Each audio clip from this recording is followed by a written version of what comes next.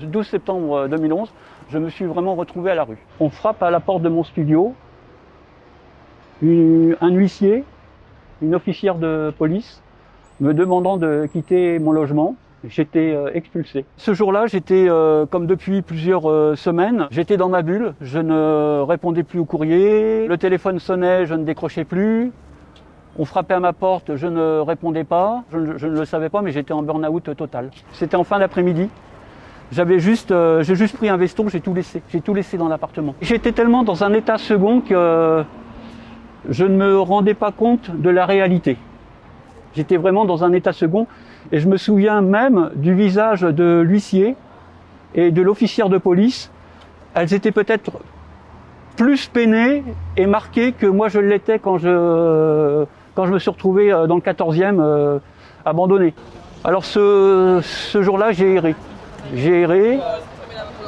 Quand le soir est venu, j'ai cherché des cartons pour m'abriter dans un espace où personne ne me retrouverait. Et le lendemain soir, alors je savais qu'il existait des repas distribués par les Restos du Cœur. Alors ce sont des distributions alimentaires à ciel ouvert et vous déjeunez sur place. Ma préoccupation, c'était vraiment de rester propre. Ça a été ma préoccupation. Et ensuite, par le biais de quelques collègues rencontrés au Restaurant du Cœur, ils m'ont donné 2 adresses.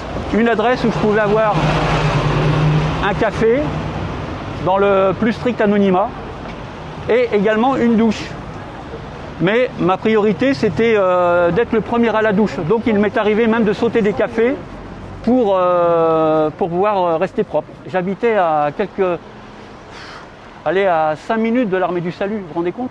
Et jamais dans ma tête, je me serais dit, je vais aller là. Entre novembre 2011 et décembre 2012, je faisais du bénévolat pour l'Armée du Salut. Donc j'avais déjà un repas chaud le midi. Le soir, j'allais dîner au Restaurant du Cœur. J'ai dormi dans la rue jusqu'en février, où là, l'Armée du Salut m'a hébergé. Et arrive décembre 2012, un restaurateur cherchait un cuisinier pour le réveillon. Bingo, je me présente, ça se passe bien. Il me recontacte, je retourne chez lui en extra. Et là, ça m'a permis aussi de remonter financièrement. Il y avait rue du Montparnasse un restaurant pour les gens précaires. Et ce qui m'a vraiment aidé, c'est quand j'ai vu ces femmes seules, souvent qui travaillaient avec des enfants. En moi, il y avait une petite musique qui me disait « mais tu usurpes cette place, tu ne dois pas être là ». J'ai rencontré l'amour en 2012, 2013. Et aujourd'hui, c'est mon garde-fou. Vous l'avez rencontrée où? À l'Armée du Salut. Elle était bénévole. Je repense vraiment à cette première journée. Je me dis que ça m'a rendu plus fort mentalement et puis peut-être aussi plus prudent dans mes activités. Voilà. J'étais un peu comme dit Geneviève, quand je t'ai connu, tu étais un peu comme une moto sans frein. Aujourd'hui, si je devais faire une thérapie, c'est sur ce sujet. Ma vie s'est arrêtée en septembre 2011.